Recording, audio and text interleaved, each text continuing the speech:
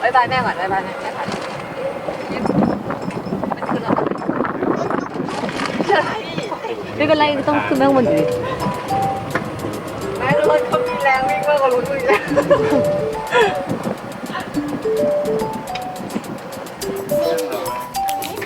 ไม่แน่นอน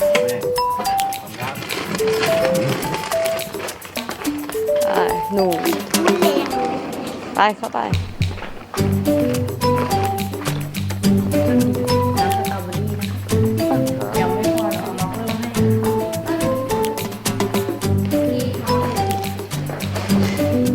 อร่อยไหม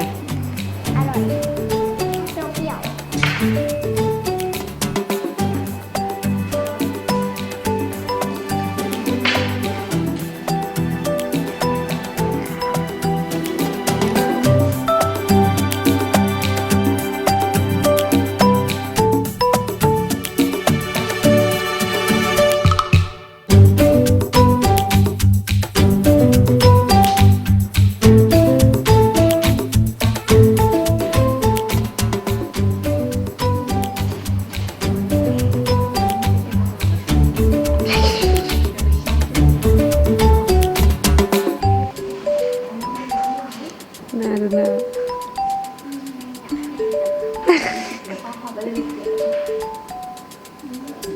เป็นอะไรกับน้ำล่ะคะ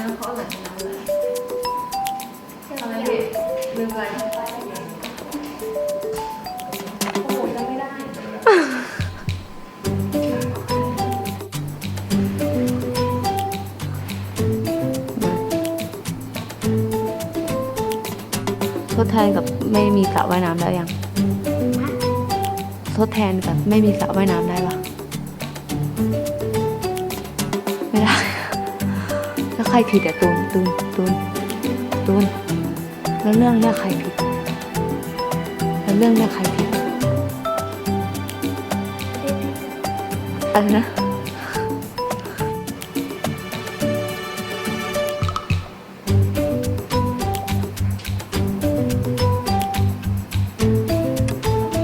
ซนเนาะคุณจะเอาประเทศเขากลับไปด้วยเรื่องขายก็ยังจะกินไปดิ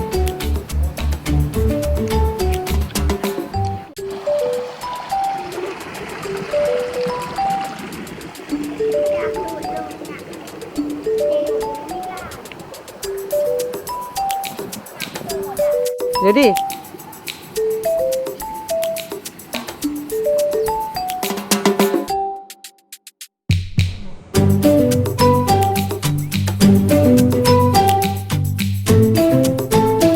ไปทำไมอ่ะถ่ายรูปตรงนี้ก่อน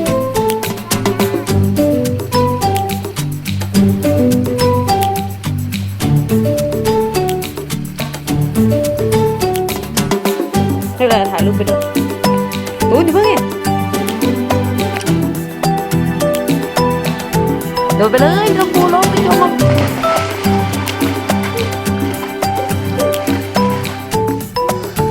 วายไปหน้าห้องป่าวายไปหน้าห้องป่า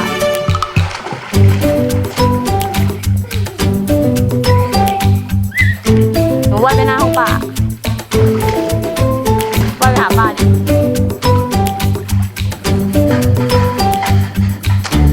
วายไปหาป่าตัวไปเอาถุงขนมปลามาด้วย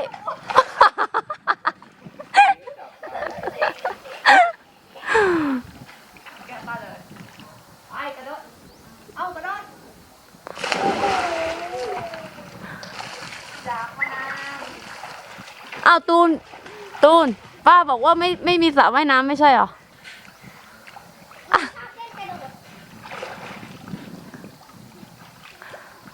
สวรรค์เลย2 3บุ๊บ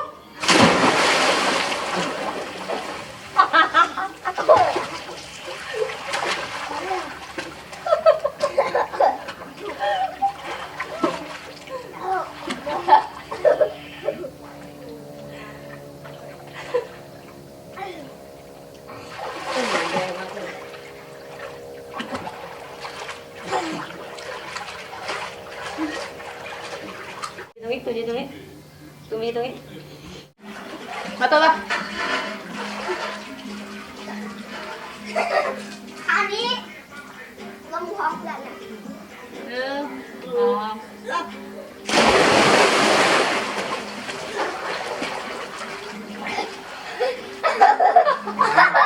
้ำมาแทกหน้า อะไรนะ โดนน้ำมาแทกหน้า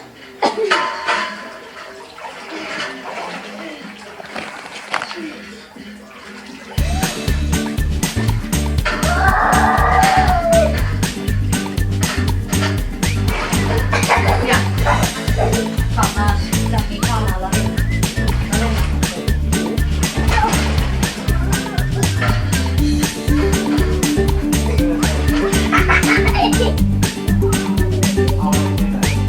หมุนข้างบนไม่เด็ดโดน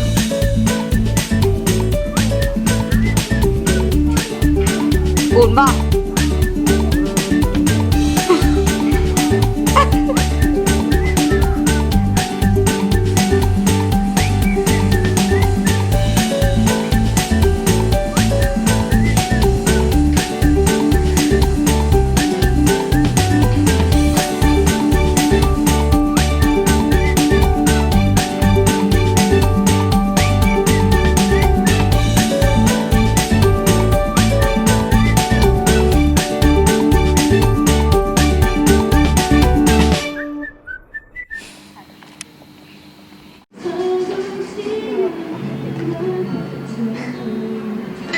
แก้วละ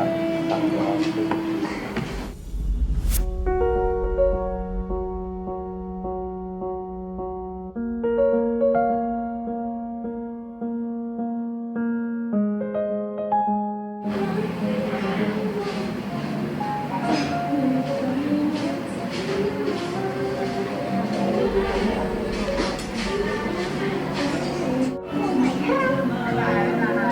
แต่จริง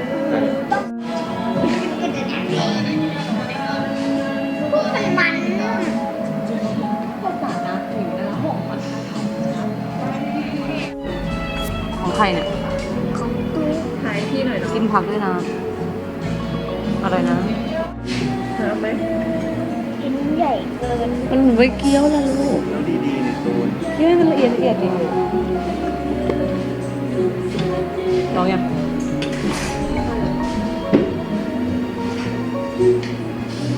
RS ถ่ายรูป มันไปตำมือ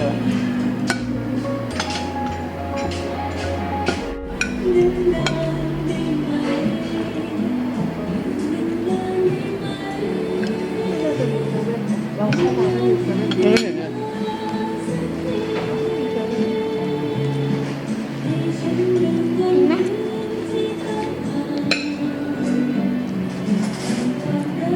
ห้องนั้น ไม่กลับหรอกกลับไปตูนก็เล่นน้ำอ่ะ ไป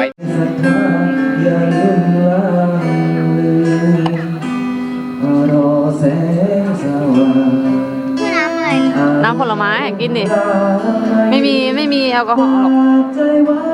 กับแสงดาวเดือนก็ให้มาเยือนเธอในนิทรา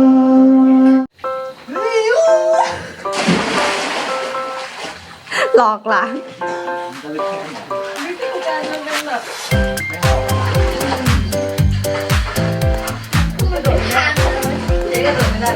ทำไม กลัว ไม่ใช่ มันไม่ลอยไง อะ ลอยบ้อง เดี๋ยวเจ๊ก็กินเองแหละหอยนางรม มันคือหด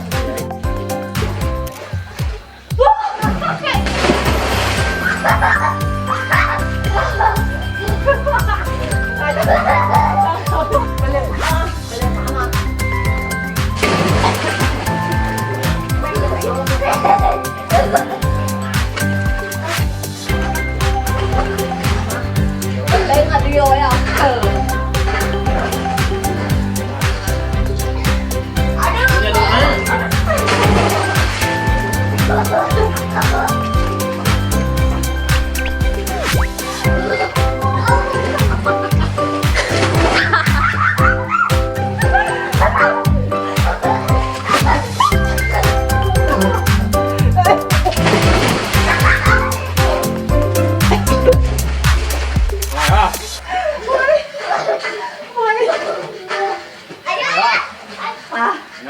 ไม่ไหวแล้ว จะให้ทำยังไง ไม่ไหวสำลักนะ น้อยลูก สำลักน้ำเดี๋ยวก่อน ไม่เคยเล่นน้ำที่แบบว่าสำลักน้ำขนาดนี้มา เคยโดดกับน้ำคลอง เอาไว้เข้าจมูกแบบ